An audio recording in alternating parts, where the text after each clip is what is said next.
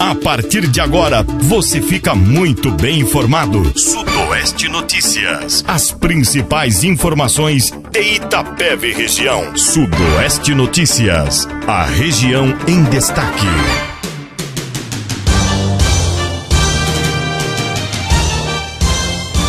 Olá, hoje é quinta-feira, dia 25 de setembro de 2014, eu sou Lima Júnior, este é o Sudoeste Notícias e a partir de agora você confere por aqui as principais informações de Itapeva e região.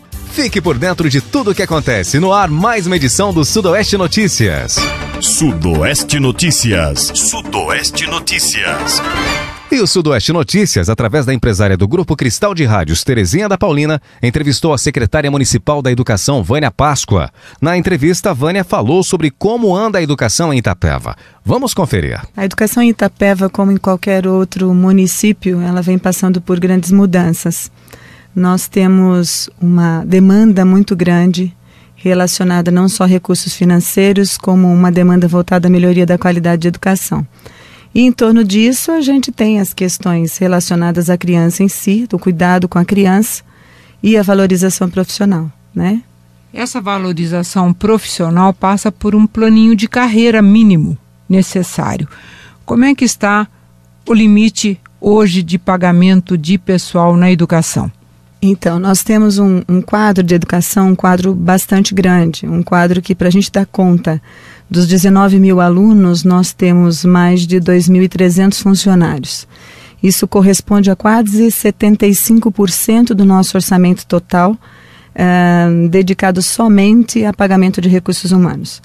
Isso, de um certo modo, ele inviabiliza algumas questões relacionadas propriamente à melhoria de salários, porque a gente tem que levar em consideração a lei de responsabilidade fiscal, né, que é o limite que exige, né, que exige o quê? Exige, na verdade, que a gente não ultrapasse o limite prudencial. Esse limite prudencial no material humano, ou mesmo para contratação de pessoal, é quanto pela lei de responsabilidade? 51 e ponto alguma coisa. Então, hoje a gente Prefeitura de Itapeva tem quanto? 49%. Então, só para registro, nós estamos aqui em Itapeva no limite. No limite. Nós, na verdade, não podemos ultrapassar, porque até a gente tem toda e qualquer manifestação que se tenha de pedido de professor relacionado a professor eventual, a licença-prêmio, a pagamento de dias de férias, isso tudo ele recai sobre esse limite prudencial. Então nós temos agora, em todo e qualquer município vive isso, no mês de outubro, novembro, a gente segura um pouco essas questões, principalmente de horas extras e tudo mais, porque a gente tem uma elevação grande ao final do ano quando a gente paga o 13º, férias dos professores e dos funcionários. Tá certo. Então é complicado, porque aqui mais um chamado, não é, para a reforma administrativa acontecer, para que o professor, para que o funcionário público de uma forma geral tenha um plano de carreira, possa ter uma promoção, mas tudo dentro do limite legal permitido.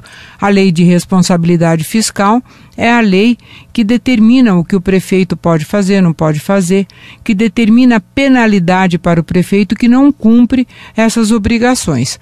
Não é? Essas imposições que a lei coloca, graças a Deus, né? Porque teve um tempo onde não existia a lei de responsabilidade fiscal. As coisas realmente mudaram e todos nós, né, que fazemos gestão, seja pública ou privada, hoje a gente tem que se adequar à modernidade e às regras do novo tempo. A secretária da Educação também falou sobre o adiamento do desfile, que seria realizado no dia 20 de setembro, em comemoração ao aniversário de Itapeva. O desfile foi adiado, embora tenha havido alguns mal-entendidos no meio do caminho. Eu sou professora há 24 anos, né? Algumas vezes nós desfilamos com os alunos debaixo d'água, comprometendo as carretas, comprometendo as crianças, os pais que às vezes ficavam muito chateados porque crianças ficavam doentes e resfriadas num desfile com chuva. Então nós precisamos usar os recursos que a gente tem, né? E na semana passada, recorrendo a esses recursos, a probabilidade de chuva era de 86%, o risco era muito grande. Então, para colocar professores, funcionários, crianças, toda uma organização de transporte, de merenda, de lanchinho, e de repente chegar naquele dia e realmente se confirmar a chuva, para nós era bastante complicado. Por essa razão, nós optamos, né, por cancelar, por adiar o desfile, que nós estamos agora procurando uma nova data. Nós temos uma probabilidade do próximo domingo, mas também nós temos algumas pessoas nos colocando a possibilidade de a gente fazer junto com um evento que já estava previsto pelo nosso prefeito, que é um evento no dia 12 de outubro, onde o prefeito vai trazer, né, ele tem muito cuidado e muito carinho com as crianças, ele vai trazer um parque para cá, então vai estar à disposição das crianças, fazer uma ação na praça, com teatro, com barracas onde as crianças possam se divertir, e talvez neste dia mesmo a gente possa estar fazendo desfile em comemoração ao aniversário de Itapeva, que não deixa de perder a sua essência, a sua beleza, porque foi transferido de data.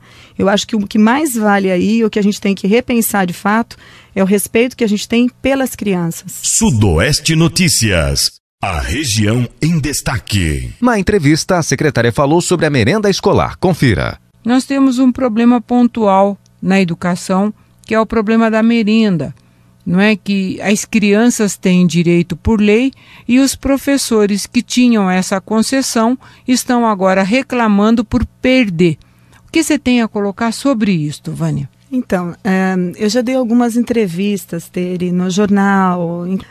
Nós nos resguardamos a falar com as pessoas para passar todas essas informações para que não parecesse de forma alguma que a gente está menosprezando o professor ou dizendo, olha, você não tem mais direito a isso. Porque isso nunca foi um direito, isso foi uma concessão, né?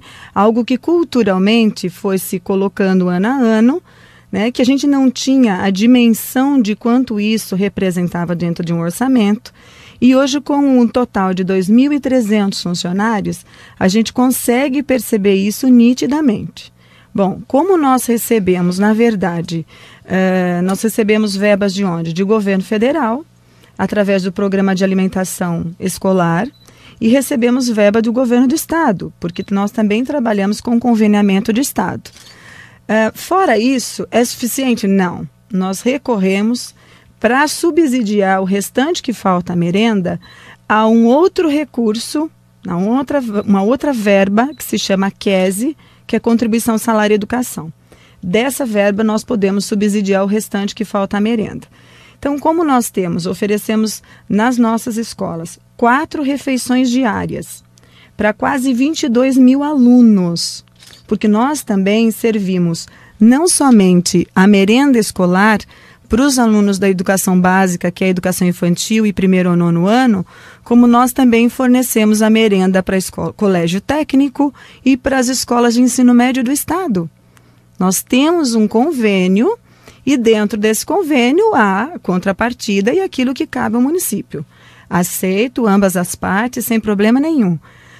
O que ocorre é que tudo aquilo que a gente tem culturalmente instituído, né, como uma forma, mesmo que nesse caso de concessão, gera uma inquietação, gera uma problemática para você retirar ou para você reestruturar, que é o nosso caso.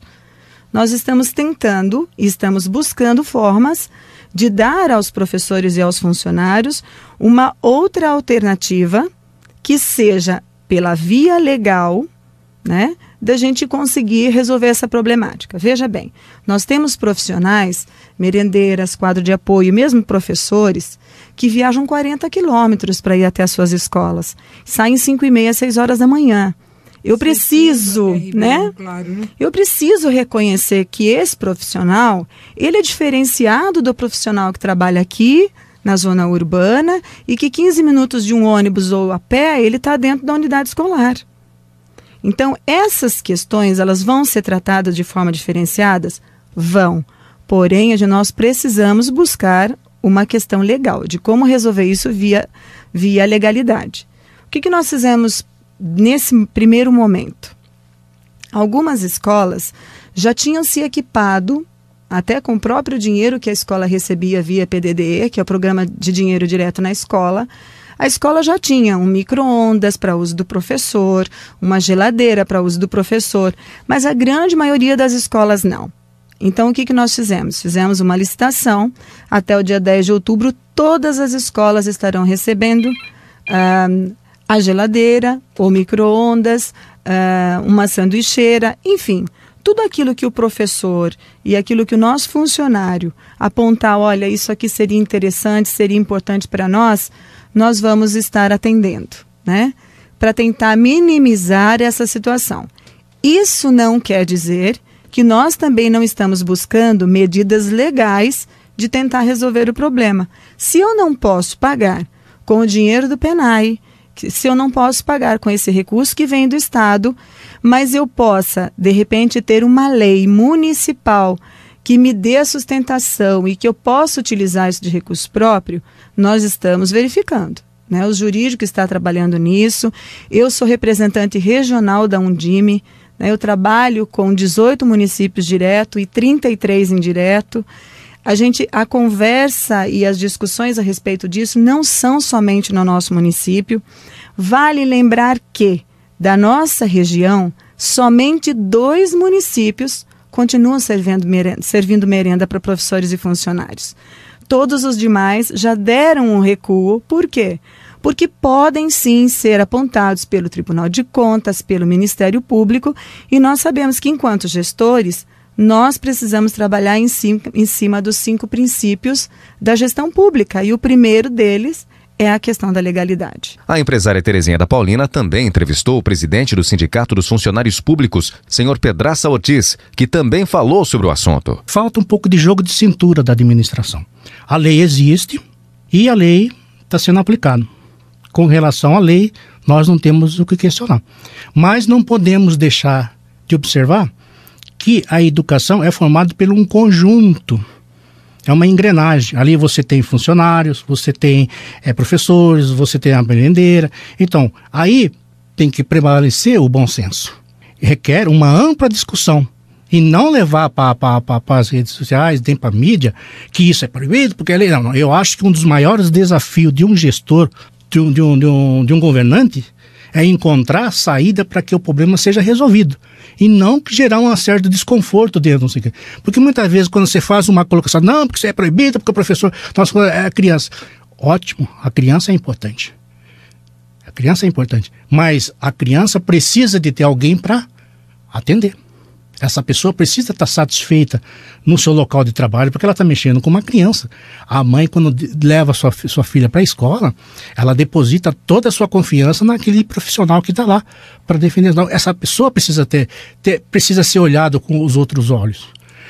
Então, neste caso, o sindicato procurou a secretária da Educação ou o próprio prefeito para tentar resolver essa questão? Olha, Tere, como eu disse para você, nosso maior problema está na articulação.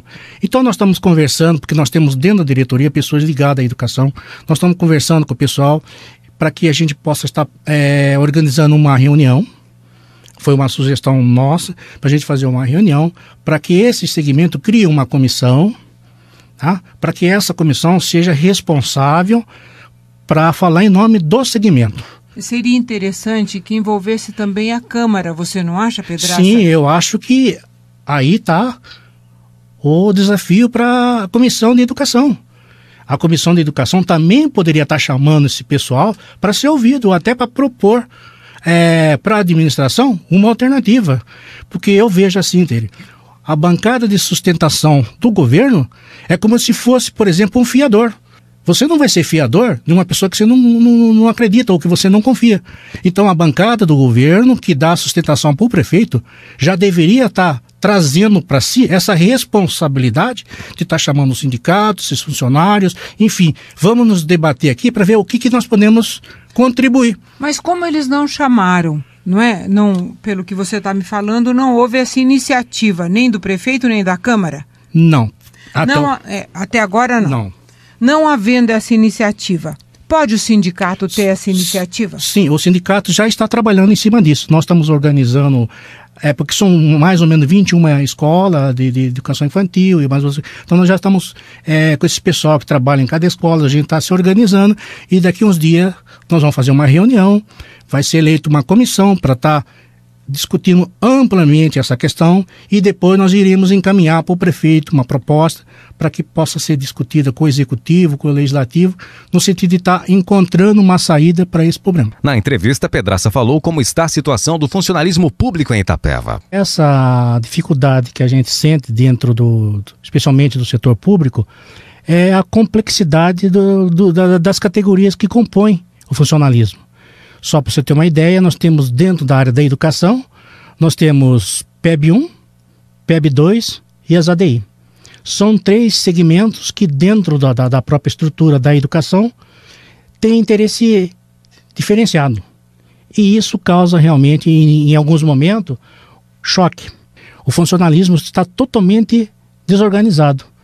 E quando se está desorganizado um segmento, você começa a ouvir vários clamores, várias reclamações, e isso realmente muitas vezes não contribui para que se chegue num ponto ideal. Na área da saúde também nós temos essa dificuldade. Nós temos lá, por exemplo, agente comunitário, que é um segmento que está organizado de forma fora do sindicato. E as outras categorias que vêm junto com a gente. Mas que também nós temos dificuldade de organizar por causa que nós temos enfermeiro, técnico, aquela coisa toda, e a gente não acaba conseguindo conciliar todas essas forças. Mas a verdade é o seguinte, o desafio maior, Tere, sabe o que é? É que esse pessoal precisa ter consciência que eles fazem parte de uma engrenagem. E essa engrenagem é a administração ao serviço público municipal. E que dentro do serviço público municipal nós temos uma palavrinha chamada limite prudencial. Então existe um bolo e esse bolo é distribuído por igual para todos. Então, aí é que está a questão. Fora essa questão salarial, essas questões de disputas que a gente vê, eu vejo uma preocupação maior dentro da área das ADI. Por exemplo, as ADI precisam se organizar para que a questão do cargo dela seja preservado. O que nós estamos observando hoje, que dentro da educação estão substituindo as ADI por estagiário.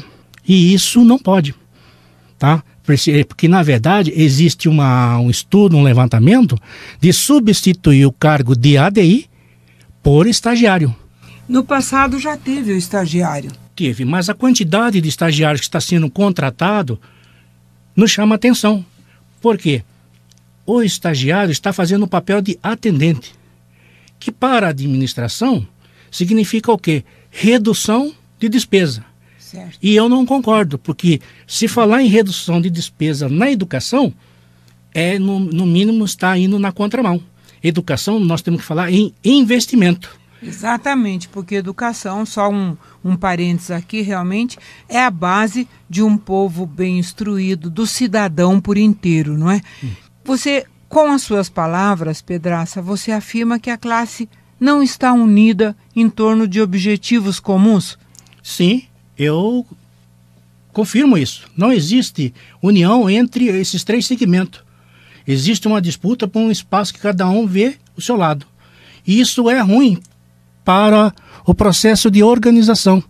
Então já ficou provado por A mais B que se o funcionário não estiver organizado, consequentemente, lá na frente, ele não vai levar. Entendeu? Não vai. E hoje o que acontece é isso. Nós temos problema sério de número de funcionários dentro da prefeitura. Nós temos 4.500 funcionários. E qual é o limite? O limite no máximo teria que ser 3.000. Numa cidade que tem quase 100.000 habitantes, nós temos que ter no mínimo 3.000. Então significa o quê? Que lá na frente nós não temos perspectiva nenhuma de valorização do funcionário, pela quantidade de funcionário. E outra coisa, Tio, um dos maiores problemas que nós enfrentamos dentro da organização, além da questão do próprio funcionário, chama-se uma questão chamada planejamento. Eu não estou aqui para dar lição para ninguém, mas o que a gente acompanha durante esse tempo, não existe planejamento. Por que eu falo isso? Porque não existe. Quando o prefeito Roberto Comerão foi eleito, nós cobramos para ele um compromisso, que ele implantasse o plano de carreira. Porque o plano de carreira é o único mecanismo que o funcionário tem para poder ter o seu cargo valorizado, onde ele pode ter estímulo, onde ele pode ter o seu crescimento dentro do quadro. Perspectiva. Sim, não tenha dúvida.